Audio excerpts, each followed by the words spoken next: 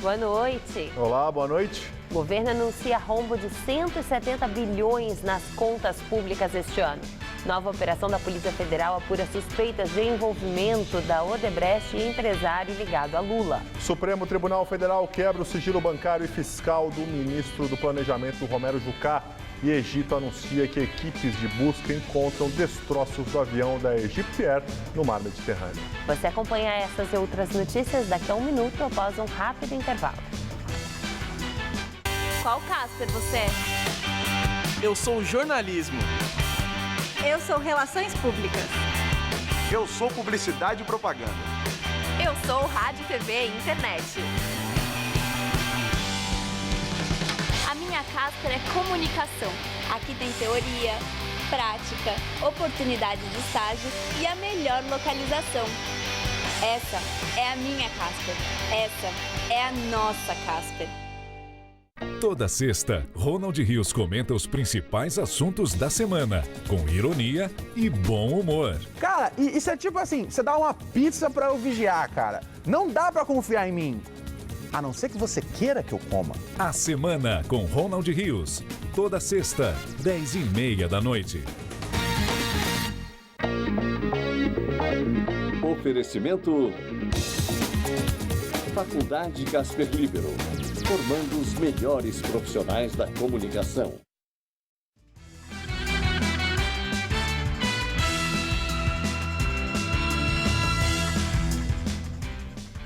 Nova operação da Polícia Federal deflagrada hoje mirou pessoas próximas ao ex-presidente Lula. Entre elas, o sobrinho do petista, Taiguara Rodrigues dos Santos, e a empreiteira Odebrecht. A suspeita é de tráfico de influência e lavagem de dinheiro. Lula não foi alvo da operação, mas é citado nas investigações. Para a Polícia Federal, ele atuava como lobista da empreiteira em vários países. A operação batizada de Janus investiga contratos da Odebrecht em Angola com financiamento do BNDES. O empresário Taiguara Rodrigues dos Santos, sobrinho da primeira mulher de Lula, e José Emanuel de Deus Camanho foram levados para prestar depoimento à força na Polícia Federal. Os dois são sócios da empresa de construção Exergia Brasil, sediada em Santos, no litoral paulista, e que fechou contratos com a Odebrecht de 2012 a 2015. A operação apura se esses contratos serviram para pagar vantagens indevidas e porque uma construtora gigante como a Odebrecht optou por contratar a empresa de Taiguara, de pequeno porte, para uma obra complexa como a reforma de uma termoelétrica em Angola. Segundo as investigações, a Odebrecht recebeu 464 milhões de dólares do BNDES e repassou 3 milhões e meio de reais à empresa de Taiguara e seu sócio. A Polícia Federal aponta que Taiguara teria sido beneficiado nos contratos com a Odebrecht justamente por causa da ligação com o ex-presidente e que ele teve um enriquecimento suspeito após esses contratos. A Operação Janus é um desdobramento de um inquérito aberto em julho do ano passado, a pedido do Ministério Público do Distrito Federal, para apurar suposto tráfico de influência internacional de Lula em favor da Odebrecht. Para os investigadores, há indícios de que entre 2011 e 2014, o ex-presidente teria recebido da empreiteira vantagens econômicas indevidas, direta e indiretamente, a pretexto de influir em atos praticados por agentes públicos estrangeiros. Além de negócios em Angola e República Dominicana, são investigados os empréstimos do BNDES destinados à construção do porto de Mariel, em Cuba, do metrô de Caracas, na Venezuela, e algumas obras no Panamá. As defesas de Taiguara e de seu sócio ainda não se manifestaram. Em depoimento à CPI do BNDES no ano passado, na Câmara dos Deputados, Taiguara confirmou manter contato com Lula, mas negou que o ex-presidente tenha influenciado na obtenção do contrato de sua empresa com a Odebrecht. Em nota, o Instituto Lula disse que há mais de um ano investigações tentam apontar ilegalidades na conduta do ex-presidente e que os resultados apenas comprovam que Lula sempre atuou dentro da lei. A Odebrecht disse que não vai se manifestar. Ministro do Supremo Tribunal Federal, Teori Zavascki, autoriza a inclusão de informações sobre o banqueiro André Esteves na denúncia contra o ex-presidente Lula. Os dois são acusados de participar da trama para comprar o silêncio do ex-diretor da Petrobras, Nestor Cerveró, preso e já condenado na Lava Jato. A inclusão das informações foi pedida pelo Procurador-Geral da República, Rodrigo Janot, com base na delação do senador cassado Delcídio do Amaral, que também é investigado neste caso. De acordo com a denúncia apresentada ao Supremo no começo do mês, Lula, Delcídio, o pecuarista José Carlos Bunlai e seu filho Maurício Bunlai se juntaram para evitar a delação de Cerveró com pagamento total de R$250 mil. Segundo o Ministério Público Federal, o ex-presidente impediu ou embaraçou a investigação sobre a organização criminosa, ocupando papel central, determinando e dirigindo a atividade criminosa. Ainda de acordo com Janot, na delação, Delcídio disse também que André Esteves é um dos principais mantenedores do Instituto Lula e que isso se deve ao fato de o ex-presidente ter sido um grande patrocinador dos negócios do banco BTG. Rodrigo Janot apontou o estreito relacionamento entre André Esteves e o Instituto Lula. Embora as doações do banqueiro para o Instituto não constituam crime, Janot disse que o contexto em que foram feitas é extremamente relevante para investigações em andamento sobre o ex-presidente, especialmente a que trata de possível prática de crime de lavagem de dinheiro envolvendo o pagamento de suas palestras. O Instituto Lula alega que o ex-presidente jamais tentou interferir na conduta de Cerveró ou em qualquer outro assunto relacionado à Operação Lava Jato. O presidente do Tribunal Superior Eleitoral, Gilmar Mendes, esteve em São Paulo para discutir a falta de recursos da Justiça Eleitoral para as próximas eleições municipais. O ministro respondeu com ironia às críticas feitas a ele pela presidente afastada Dilma Rousseff. Gilmar Mendes foi recebido pelo presidente do Tribunal Regional Eleitoral para uma conversa sobre as próximas eleições. Na saída, ele falou que acredita que o governo federal vai encontrar uma solução para repor os R$250 milhões que faltam no orçamento das eleições municipais. O aumento de repasses para o fundo partidário aprovado pelo Congresso provocou um déficit nas contas da Justiça Eleitoral. A nossa equipe e a equipe do Ministério do Planejamento, essas equipes estão se entrosando para que nós encontremos brevemente uma solução para essa questão. A falta de recursos para as eleições municipais também preocupa a Justiça Eleitoral aqui do estado de São Paulo. E foi um dos assuntos discutidos entre os dois presidentes hoje. O maior colégio eleitoral do país, com 32 milhões de eleitores, mais de 10 mil locais de votação, recebeu até agora 76% da verba necessária para realizar as eleições. Nas contas do TRE, faltam 13 milhões dos 53 milhões e 600 mil reais necessários para a votação no estado. Uma outra preocupação da Justiça é com a mudança no prazo para o registro das candidaturas de julho para agosto.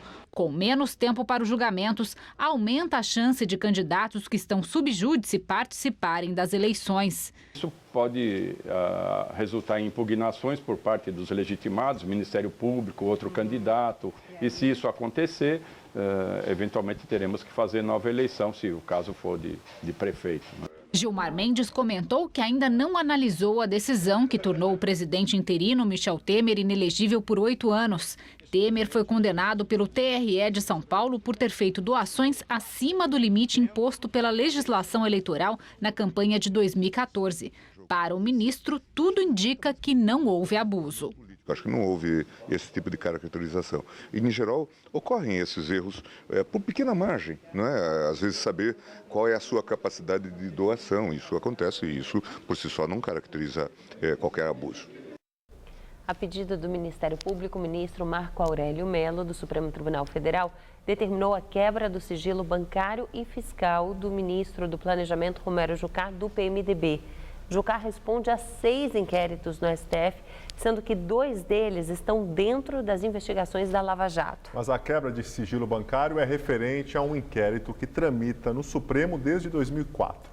Nele, Jucá é investigado por crime de responsabilidade por supostamente ter elaborado emendas parlamentares quando era senador para beneficiar ilegalmente a prefeitura de Cantá, em Roraima.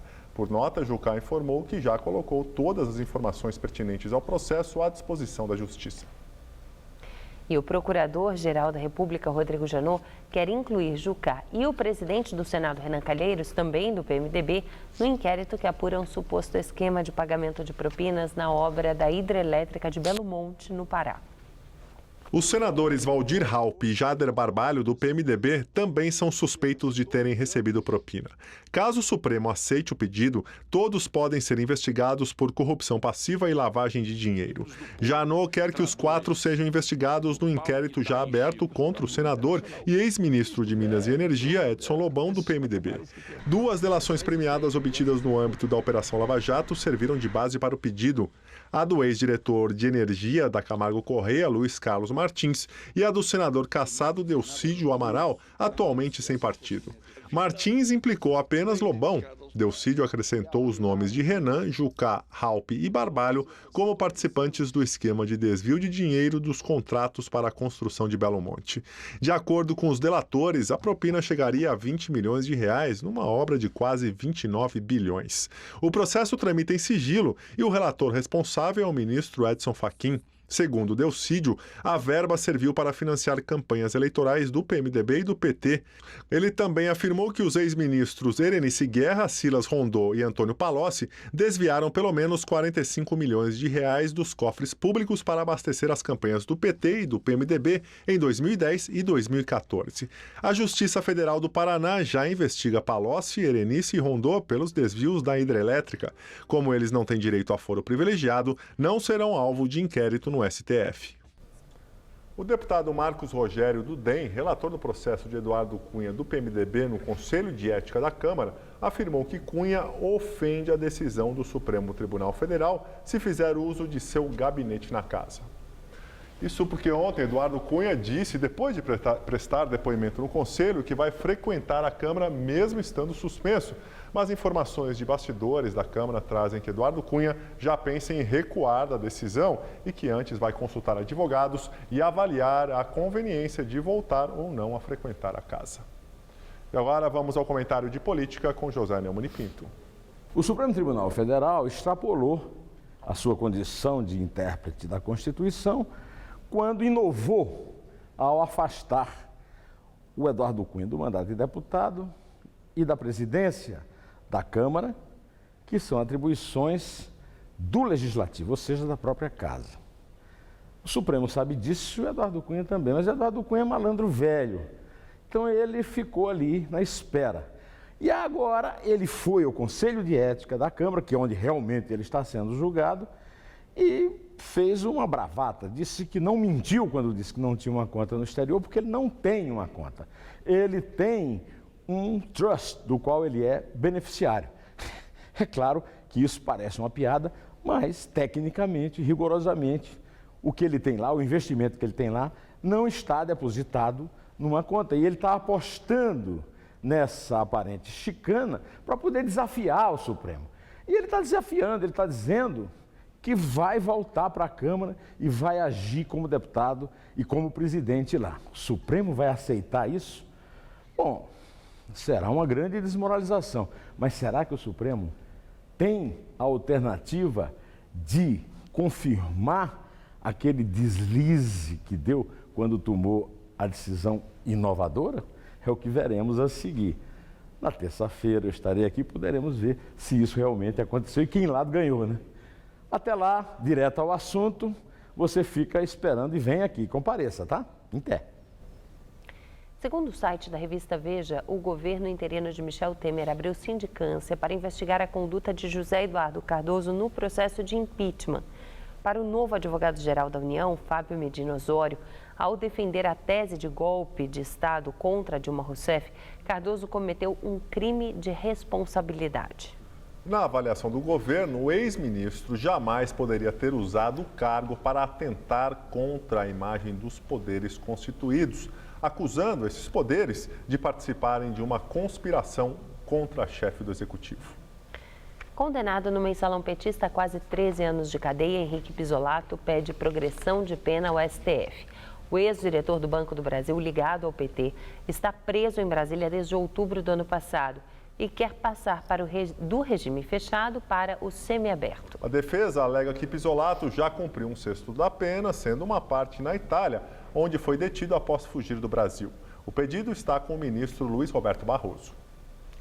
O novo ministro do Trabalho, Ronaldo Nogueira, do PTB do Rio Grande do Sul, esteve na Força Sindical e afirmou que pretende ouvir os sindicalistas antes de fazer qualquer mudança nos direitos dos trabalhadores.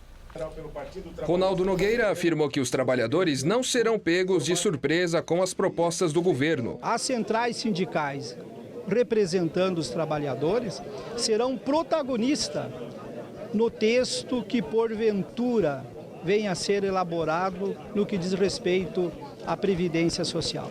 A visita do ministro marca a estratégia do governo de aproximação com todas as centrais sindicais para discutir assuntos delicados como a reforma da Previdência. O presidente da Força Sindical, Paulinho da Força, quer apresentar propostas e manter o diálogo. Na pauta do dia, Paulinho citou, além da reforma da Previdência, a intenção do governo interino de estabelecer uma idade mínima para a aposentadoria. Do nosso ponto de vista, instituir idade mínima seria tirar direitos daqueles que estão no mercado de trabalho. O que precisa fazer do nosso ponto de vista? Precisa acabar com a tal da desoneração. Aquela desoneração feita no governo anterior era um crime, e nós falamos isso aqui. Vai quebrar a Previdência. Por que vai quebrar a Previdência? Porque acabou com aquela contribuição de 20% sobre a folha de pagamento e passou para o faturamento das empresas, de 1% a 4%, dependendo do setor. Aquilo foi dar esmola com o chapéu dos aposentados, né? Ronaldo Nogueira é deputado federal pelo PTB do Rio Grande do Sul e foi indicado ao cargo de ministro do Trabalho pelo presidente do partido, Roberto Jefferson. Ao final do encontro, declarou que é preciso promover a qualificação profissional para enfrentar o desemprego, principalmente entre os jovens. O mercado tem reclamado que muitas vezes não se contrata mais por falta de mão de obra qualificada. E um dos papéis fundamentais do Ministério do Trabalho é oferecer para o mercado essa mão de obra qualificada. Nós pretendemos aprimorar o ProJovem Trabalhador, dar oportunidade para que os jovens possam qualificar-se e ser inseridos nesse mercado de trabalho. Hoje, o presidente interino Michel Temer teve apenas reuniões fechadas com ministros no Palácio do Planalto. Ele se encontrou com o advogado-geral da União, Fábio Medina Osório, com o ministro da Transparência, Fiscalização e Controle, Fabiano Augusto Martins, e com o ministro do Meio Ambiente, Sarney Filho. Temer também assinou um decreto que dá um status de natureza especial à Secretaria de Cultura, que será comandada por Marcelo Caleiro. A extinção do Ministério da Cultura e sua fusão com o Ministério da Educação gerou polêmica no mundo artístico. E vamos agora ao comentário de Josias de Souza, direto de Brasília. Depois de transformar o Ministério da Cultura numa secretaria vinculada ao Ministério da Educação, o presidente interino Michel Temer mandou publicar no Diário Oficial uma retificação. Batizada inicialmente de Secretaria Nacional da Cultura, essa nova repartição passou a se chamar Secretaria Especial Nacional da Cultura. Parece não fazer muito sentido, mas essa mudança visa atenuar as críticas que o governo passou a receber de artistas e produtores culturais que exigem a recriação do Ministério da Cultura. Havia um grande consenso nacional quanto à necessidade de redução do número de ministérios. Caiu de 32 pastas para 23. Deveria ter caído mais. A economia é pequena, mas a simbologia é importante. Toda providência é passível de crítica. Ninguém ignora a importância da cultura, mas é importante recuperar uma certa racionalidade. O Estado brasileiro faliu. Nos hospitais públicos, brasileiros pobres morrem esquecidos no corredor, às vezes até no chão. Há em várias cidades brasileiras garotos ocupando escolas públicas clamando por um mínimo de atenção. E a prioridade é o pedido para que seja recriado o Ministério da Cultura. Já imaginaram que país maravilhoso seria o Brasil se, de repente, por milagre, baixasse na classe artística uma epidemia de ridículo? Boa noite. Motoristas e cobradores de ônibus aqui de São Paulo aceitaram a proposta das empresas e decidiram cancelar a greve que estava prevista para segunda-feira. Os empresários propuseram 7,5% de aumento salarial. Esta semana, a categoria fez 2 paralisações. Já os metroviários prometem uma paralisação para terça-feira. O ato foi decidido em assembleia ontem, mas a categoria volta a se reunir na segunda. Voltando para Brasília, no começo da noite, o ministro da Fazenda, Henrique Meirelles, e o ministro do Planejamento, Romero Jucá, anunciaram a nova meta fiscal. Eles falaram sobre o rombo nas contas públicas deixado pelo governo Dilma. Ela prevê um déficit de 170,5 bilhões de reais. Ela é feita com parâmetros realistas e próximos aos parâmetros de mercado. Não estão contempladas, evidentemente, medidas que serão propostas ao Congresso e serão também medidas administrativas a serem tomadas, anunciadas na próxima semana e tomadas nas semanas seguintes. A receita, agora sim, foi reduzida para 1,77 trilhão, o que aponta para um crescimento nominal de apenas 35 bilhões antes de 2015, com a queda real, portanto, de 4%, que julgamos ser bastante realista. A primeira forma de se resolver um problema é reconhecer o problema. Então, esse número, ele é um número alto, mas ele é uma constatação. Agora vamos ao comentário de economia com Vinícius Torres Freire. O governo acaba de dizer que o buraco nas contas públicas é muito maior do que estimava o governo Dilma Rousseff. Para ser preciso, 76% maior. O governo vai ter déficit, claro, já se sabia. Isto é, a despesa é muito maior que a receita. Mas o governo Dilma, nos últimos dias, achava que o déficit seria de 97 bilhões. Agora o governo Temer descobriu um monte de contas a pagar, em resumo. O déficit vai ser de mais de 170 bilhões de reais, uma diferença de 73 bilhões de reais. O que é essa dinheirama? Equivale ao gasto de quase 3 anos do Bolsa Família, um programa de assistência que atende 53 milhões de pessoas. Esse é o maior déficit em mais de 30 anos. Por que o déficit foi ainda maior? Porque o governo não estava pagando contas, desde aluguel de embaixadas até obras gigantescas, como a transposição do Rio São Francisco, que leva água do Rio para regiões secas do Nordeste. Por que o governo vai ter de ajudar os estados que estão quebrados? Onde se pode cortar? O governo provavelmente vai tentar que o Congresso permita a redução de gastos com saúde e educação. E o governo tem dito que ainda não se sabe se vai propor aumento de imposto. Mas, se a situação de Pindaíba já era crítica, agora, com esse déficit ainda maior, parece inevitável um baita aumento de impostos. Boa noite. Acontece até domingo aqui em São Paulo a Feira Casar 2016. Um evento que completa 15 anos, traz as últimas tendências do mercado de casamentos que resiste à crise. O setor de festas e cerimônias movimentou em 2014 mais de 16 bilhões de reais, boa parte em função do número de casamentos, que no ano passado ultrapassou a marca de 1 milhão em todo o país. Esta feira aqui em São Paulo está de olho neste mercado, que cresce cerca de 10% ao ano. Aqui, expositores trazem novidades para quem pretende fazer do casamento uma data inesquecível. Tem desde o vestido de noiva, os arranjos para a festa e até sugestões de viagens para a lua de mel. Neste estande, por exemplo, o casal que comprar um apartamento também pode levar uma festa para até 150 convidados de graça. Apesar de muitas opções, a organizadora aqui da feira garante que é possível economizar. Cortar lista, casar um dia de semana, sábado sempre é mais disputado, a sexta-feira também, então casar de segunda a quarta ou até domingo é mais barato. Pesquisar muito, existe hoje aí uma gama de fornecedores gigantes, então dá sim para ir buscar uma coisa mais acessível. Não tem segredo, se quiser casar mesmo, dá para dar um jeitinho. A Casar 2016 acontece no espaço de eventos do Shopping JK Iguatemi. Os ingressos na internet custam R$ 100, na bilheteria R$ 120.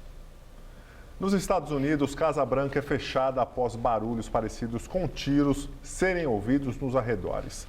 A segurança fechou a sede da presidência e veículos de emergência, incluindo ambulâncias, foram para o local.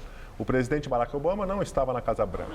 Segundo o jornal The Washington Post e as emissoras de TV CNN e ABC, um homem foi baleado pelo serviço secreto ao empunhar uma arma perto de um dos portões da Casa Branca. Ele teria sido atingido no abdômen e estaria sob custódia das autoridades. Um porta-voz dos bombeiros confirmou que uma pessoa foi levada para o hospital em estado grave. E equipes de busca encontram destroços do avião da Egyptair e corpos das vítimas. As caixas pretas que podem esclarecer a queda da aeronave ainda estão desaparecidas. O ministro da Defesa da Grécia, Panos Kamenos, confirmou que as equipes encontraram assentos, bagagens e corpos. Tudo estava boiando no mar Mediterrâneo, a cerca de 1,5 km da área onde o avião desapareceu, perto da ilha grega de Cárpatos. As buscas envolvem as marinhas de 5 países. O Airbus A320 levava 56 passageiros e 10 tripulantes de Paris até o Cairo, quando desapareceu na madrugada de ontem, já dentro do espaço aéreo do Egito. Segundo radares gregos, a aeronave teria dado 2 giros no ar e perdido altitude bruscamente antes da queda. Uma lista divulgada pelo governo do Egito aponta que 30 vítimas eram do país, 15 francesas e as demais da Argélia, Bélgica, Reino Unido, Canadá, Chad, Iraque, Kuwait, Portugal, Arábia Saudita e Sudão. Familiares se aglomeram nos aeroportos em busca de informações. Autoridades egípcias apontam um ataque terrorista como o motivo mais provável para a queda do Airbus. E nós ficamos por aqui. A edição de hoje pode ser vista no site do Jornal da Gazeta. Uma boa noite para você. Bom fim de semana, Gabriel. Juliana, para você também. Valeu pela companhia. Muito obrigado pela audiência. Vocês ficam agora com a semana com o Ronald Rios. Um bom final de semana. A gente se vê na segunda. Até lá.